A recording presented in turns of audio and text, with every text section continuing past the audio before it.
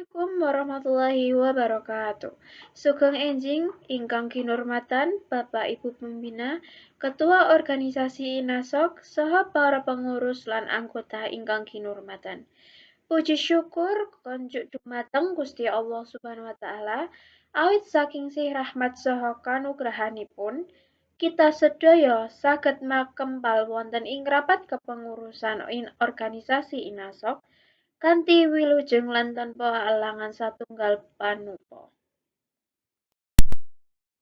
Adicara ing dinten marika inggih menika pambuka, sambutan saking Ketua INASOK, penyampaian agenda rapat, rembugan saha musyawarah, panyimpulan hasil rapat, donga, panutup.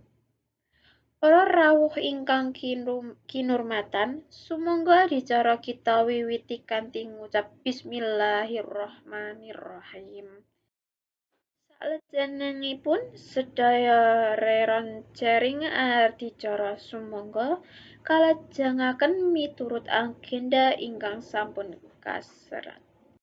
Para rawuh ingkang kinurmatan, kanthi makaten sedaya reroncaning adicara sampun kalampahan, mugi hasil rapat menika saged ndadosaken mupangat tumrap majengipun organisasi INASOK.